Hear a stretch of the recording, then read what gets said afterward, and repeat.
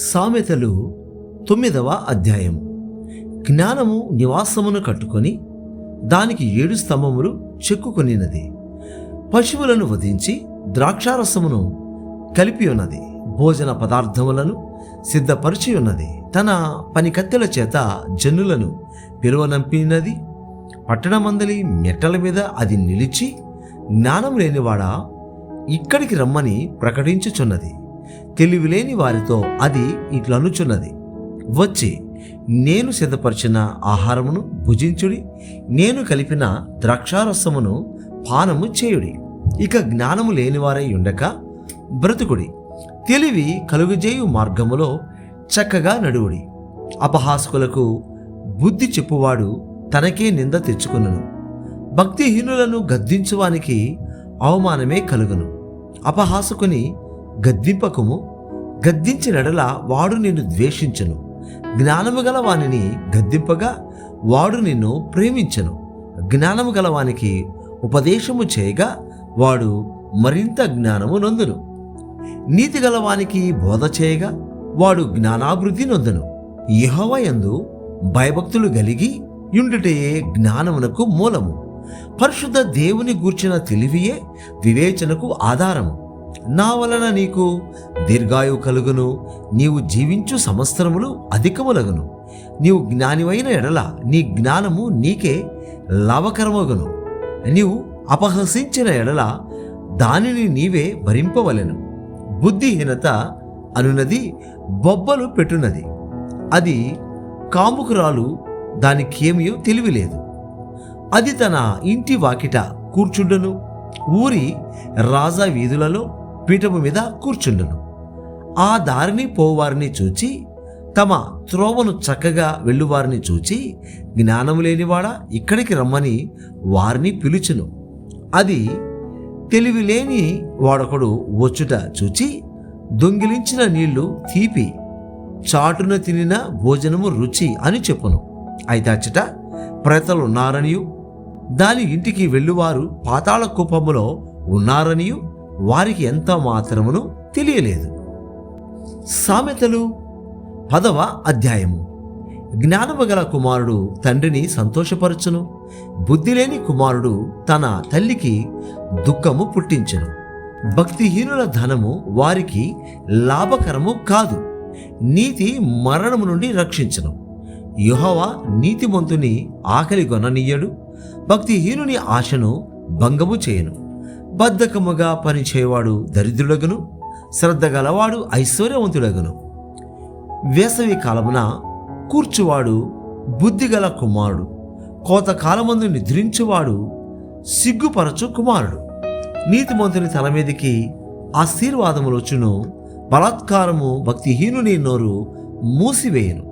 నీతిమంతుని జ్ఞాపకం చేసుకునుట ఆశీర్వాదకరమగును, భక్తిహీనుల పేరు అసహ్యత పుట్టించును.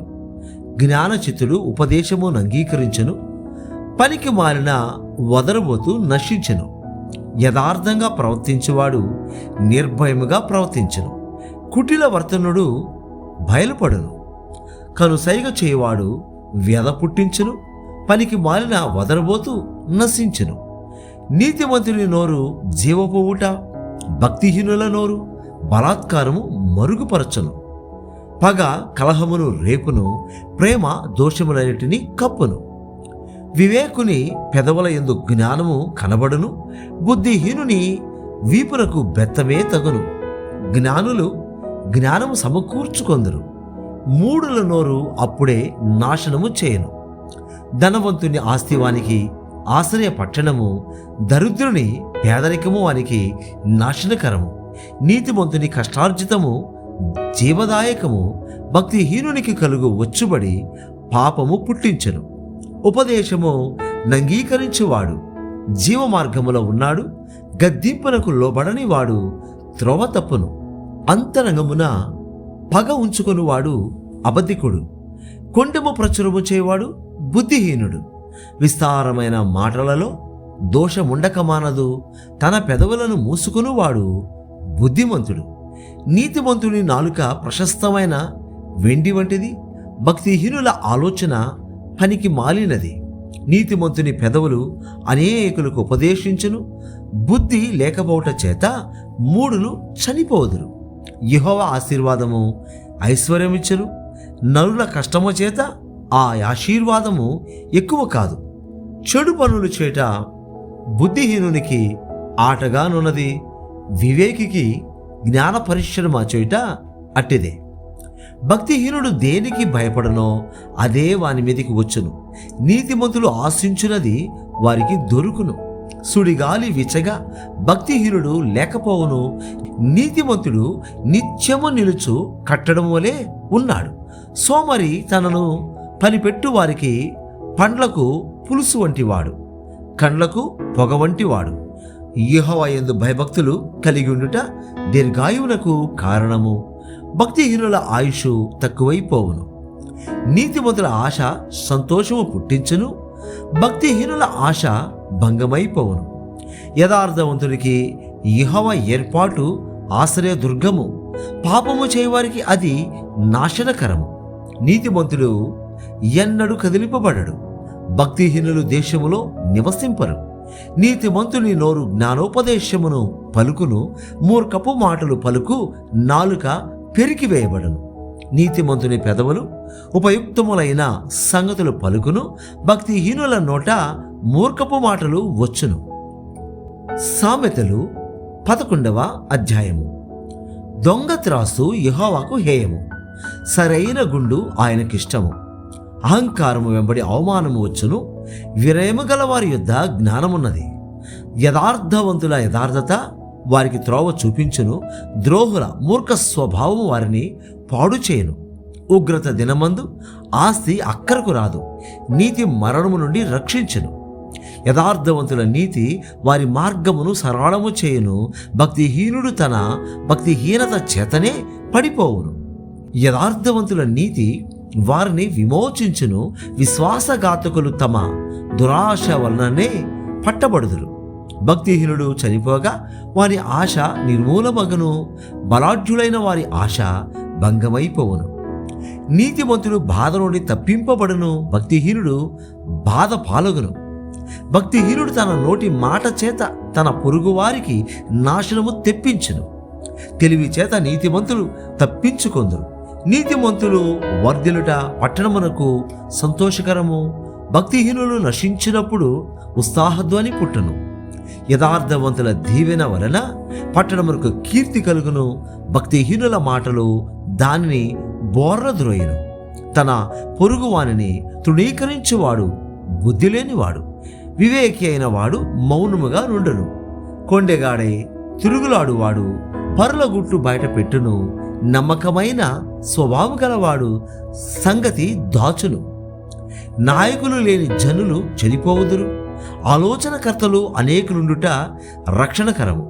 ఎదుటివాని కొరకు పూటబడిన వాడు చెడిపోవును, పూటబడ నొప్పనివాడు నిర్భయముగా నుండును. నెనరు గల స్త్రీ ఘనతనందును, బలిష్ఠులు ఐశ్వర్యము చేపట్టుదురు. దయగలవాడు తనకే మేలు చేసుకొనును, క్రూరుడు తన శరీరమునకు బాధ తెప్పించుకొనును. భక్తిహీనుని సంపాదన వానిని మోసము చేయను, నీతిని విత్తువాడు శాశ్వతమైన బహుమానము నొందును. యథార్థమైన నీతి జీవదాయకము, దుష్టక్రియలు విడువక చేయువాడు తన మరణమునకే చేయును. మూర్ఖ చిత్తులు యెహోవాకు హేయులు, యథార్థముగా ప్రవర్తించువారు ఆయనకిష్టులు. నిశ్చయముగా భక్తిహీనునికి శిక్ష తప్పదు, నీతిమంతుల సంతానము విడిపింపబడును. వివేకము లేని సుందర స్త్రీ పంది ముక్కనున్న బంగారు కమ్మి వంటిది. నీతిమంతుల కోరిక ఉత్తమమైనది, భక్తిహీనుల ఆశ అహంకారయుక్తమైనది. వెదజల్లి అభివృద్ధి పొందువారు కలరు, తగిన దానికన్నా తక్కువ ఇచ్చి లేమికి వచ్చువారు కలరు. ఔదార్యము గలవారు పుష్టి నొందుదురు, నీళ్లు పోయేవారికి నీళ్లు పోయబడును. ధాన్యము బిగబట్టు వానిని జనులు శపించెదరు, దానిని అమ్మువాని తల మీదకి దీవెన వచ్చును. మేలు చేయగోరువాడు ఉపయుక్తమైన క్రియ చేయను, కిడు చేయగోరువానికి కిడే మూడును. ధనమును నమ్ముకునివాడు పాడైపోవును, నీతిమంతులు చిగురాకు వలె వృద్ధి నొందుదురు. తన ఇంటి వారిని బాధపెట్టివాడు గాలిని స్వతంత్రించుకొనను. మూఢుడు జ్ఞాన హృదయులకు దాసుడగను. నీతిమంతులు ఇచ్చు ఫలము జీవవృక్షము, జ్ఞానము గలవారు ఇతరులను రక్షించుదురు. నీతిమంతులు భూమి మీద ప్రతి ఫలము పొందుదురు. భక్తిహీనులను పాపులను మరీ నిశ్చయముగా ప్రతిఫలము పొందుదురు గదా. సామెతలు 12వ అధ్యాయము. శిక్షణ ప్రేమించువాడు జ్ఞానమును ప్రేమించువాడు, గద్దెపును అసహించుకొనివాడు పశుప్రాయుడు. సత్పురుషునికి యెహోవా కటాక్షము చూపును. దురాలోచనలు గలవాడు నేరస్తుడని ఆయన తీర్పు తీర్చును. భక్తిహీనత వలన ఎవరును స్థిరపరచబడరు. నీతిమంతుల వేరు కదలదు. యోగ్యురాలు తన పెనిమిటికి కిరీటము, సిగ్గు తెచ్చినది వాని ఎముకలకు కుళ్ళు. నీతిమంతుల తలంపులు న్యాయయుక్తములు, భక్తిహీనులు చెప్పు ఆలోచనలు మోసకరములు. భక్తిహీనుల మాటలు నరహత్య చేయ పొంచువారి వంటివి. యథార్థవంతుల నోరు వారిని విడిపించను. భక్తిహీనులు పాడై లేకపోదురు, నీతిమంతుల ఇల్లు నిలుచును. ఒక్కొక్క మనుష్యుడు తన వివేకము కొలది పొగడబడును, కుటిల చిత్తుడు తృణీకరింపబడును. ఆహారము లేకయున్నను తనను తాను పొగడుకొను వానికంటే దాసుడు గల అల్పుడు గొప్పవాడు. నీతిమంతుడు తన పశువుల ప్రాణమును దయతో చూచును. భక్తిహీనుల వాత్సల్యము క్రూరత్వమే. తన భూమిని సేద్యపరచుకుని వానికి ఆహారం సమృద్ధిగా కలుగును. వ్యర్థమైన వాటిని అనుసరించేవాడు బుద్ధి లేనివాడు. భక్తిహీనులు చెడ్డవారికి దొరుకు దోపుడు సొమ్మును అపేక్షించుదురు. నీతిమంతుల వేరు చిగుర్చును. పెదవుల వలని దోషము అపాయకరమైన ఊరి. నీతిమంతుడు ఆపదను తప్పించుకొనును. ఒకడు తన నోటి ఫలము చేత తృప్తిగా మేలు పొందును. ఎవని క్రియల ఫలము వానికి వచ్చును. మూఢుని మార్గము వాని దృష్టికి సరైనది. జ్ఞానము గలవాడు ఆలోచన అంగీకరించును. మూఢుడు కోపపడునది నిమిషములోనే బయలుపడును. వివేకి నిందను వెల్లడిపరచక యువరకుండును. సత్యవాద ప్రియుడు నీతిగల మాటలు పలుకును. కూడ సాక్షి మోసపు మాటలు చెప్పును. కత్తిపోటు వంటి మాటలు పలుకువారు కలరు. జ్ఞానుల నాలుక ఆరోగ్యదాయకము. నిజమాడు పెదవులు నిత్యము స్థిరమై ఉండును. అబద్ధమాడు నాలుక క్షణమాత్రమే ఉండును. కీడు కల్పించు వారి హృదయములో మోసము కలదు. సమాధానపరచుటకై ఆలోచన చెప్పువారు సంతోషభరితులగుదురు. నీతిమంతునికి ఏ ఆపదయు సంభవింపదు. భక్తిహీనులు కీడుతో నిండి ఉందురు. అబద్ధమాడు పెదవులు యెహోవాకు హేయములు. సత్యవర్తనులు ఆయనకిష్టులు. వివేకి అయిన వాడు తన విద్యను దాచిపెట్టును. అవివేక హృదయులు తమ మూఢత్వము వెల్లడి చేదురు. శ్రద్ధగా పనిచేయవారు ఏలుబడి చేదురు. సోమరులో వెట్టి పనులు చేయవలసి వచ్చను.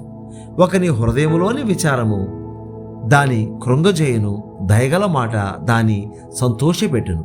నీతిమంతుడు తన పొరుగువానికి దారి చూపును. భక్తిహీనుల ప్రవర్తన వారిని దారి తప్పించెను.